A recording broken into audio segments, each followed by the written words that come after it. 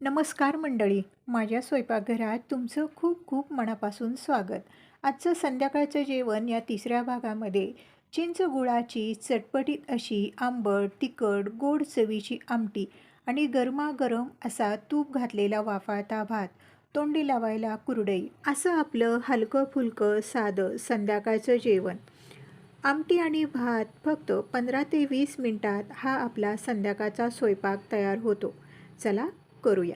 सगळ्यात आधी आपण चिंच भिजत घालूया. थोडीशी चिंच घेतली, गरम पाणी केलं आणि गरम पाणी या चिंचमध्ये घालून घेतलं. गरम पाणी घातलं की पटकन आपली चिंच भिजते. आता एका भांड्यामध्ये सपाट वाटी मूग डाळ घेतली, त्याच वाटीने अर्धी वाटी तूर डाळ घेतली. आपण मिक्स डाळीची आमटी करणार आहोत. डाळीमध्ये पाणी घातलं आणि चोळून चोळून 2 ते 3 वेळा डाळ आपल्याला चांगली धुवून घ्यायची आहे. आता ही डाळ 3 वेळा पाण्याने चांगली धुवून घेतली. यामधलं पाणी काढून घेतलं आणि कुकरमध्ये डाळ आपण घालून घेऊया.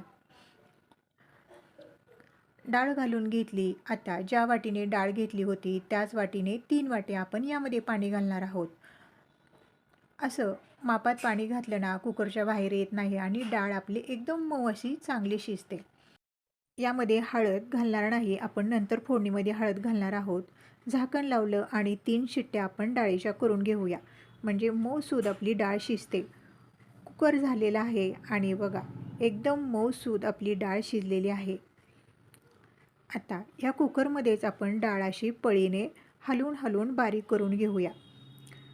मी पाणी गरम करून घेतलेलं आहे. गरम पाणीच आपण यामध्ये घालणार आहोत. तुम्ही प्रत्येक भाजीमध्ये डाळीमध्ये गरम पाणी घालत जावा, भाज्या चवदार चांगल्या तयार होतात. आता 1 तांब्या यामध्ये मी पाणी घातलं. पाणी घातल्यावर हलवून बघायचं आहे आपली डाळ किती घट्ट पातळ झालेली आहे. बघा एवढी पातळ अशी आपली डाळ झालेली आहे. आणि आता आपण फोडणी करता काय काय घेतलं आहे ते बघूया. 1 कांदा असा बारीक चिरून घेतला. एकदम बारीक कांदा चिरायचा, म्हणजे डाळीमध्ये चांगला मिक्स होतो. टोमॅटो पण एकदम असा बारीक चिरून घ्यायचा.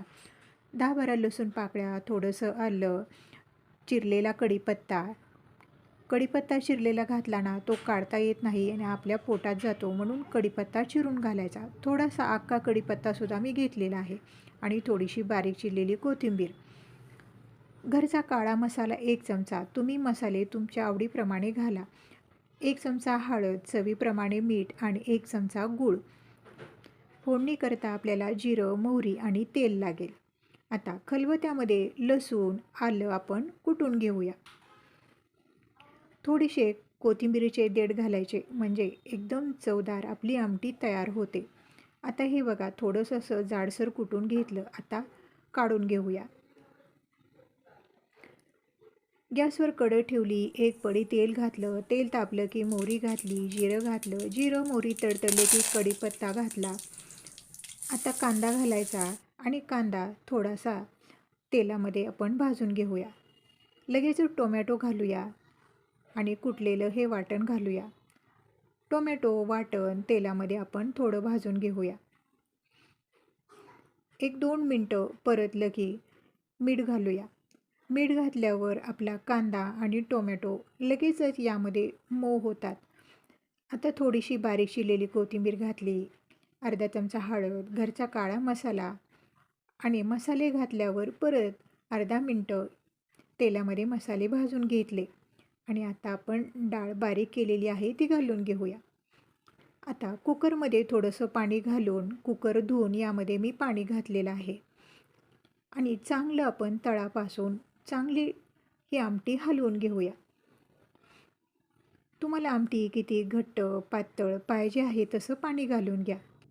आमटी आपली घट्ट वाटत आहे म्हणून परत आपण यामध्ये थोडंसं गरम पाणी घालून घेऊया. तुमच्या आवडीप्रमाणे तुम्ही आमटी पातळ घट्ट पाहिजे आहे तशी करू शकता.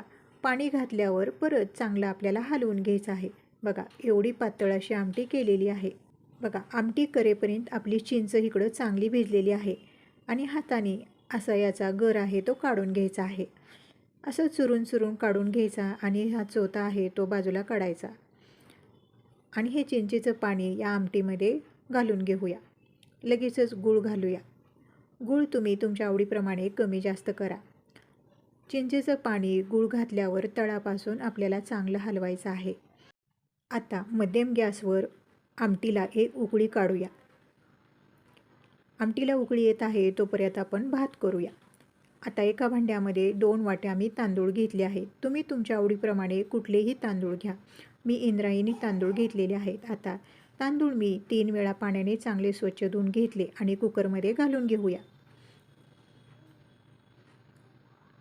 आता ज्या वाटीने आपण तांदूळ घेतले होते त्याच वाटीने 4 वाट्या पाणी घेणार आहोत. 2 वाट्या तांदळासाठी 4 वाटी पाणी पुरेसे होतं. तुम्हाला जास्त मऊ भात करायचा असेल तर अर्धी वाटी तुम्ही पाणी जास्त घालून मऊ भात करू शकता. आता चवीप्रमाणे यामध्ये मीठ घालूया.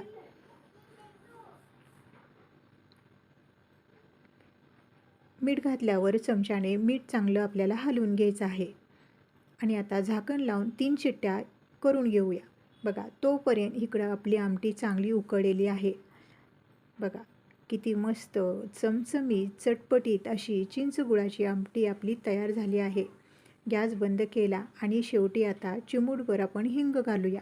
शेवटी हिंग घातला ना आमटी संपेपर्यंत त्याची चव त्याचा सुगंध आहे तसा राहतो. वरून बारीक चिरलेली हिरवीगार कोथिंबीर घातली आणि तोपर्यंत बघा इकडं भात पण आपला तयार झालेला आहे. एकदम मऊसूद आपला भात शिजलेला आहे. कडाक्याच्या थंडीमध्ये मऊसूद असा गरमागरम भात आणि भाताच्या सोबतीला चिंच गुळाची आंबट, तिखट, गोड चवीची चटपटीत अशी आमटी.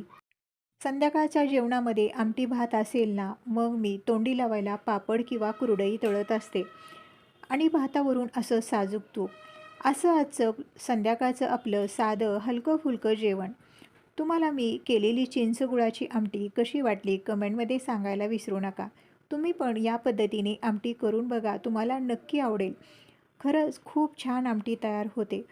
तुम्हाला माझा व्हिडिओ मनापासून आवडला तर व्हिडिओला लाईक करा, चॅनलला सबस्क्राईब करा.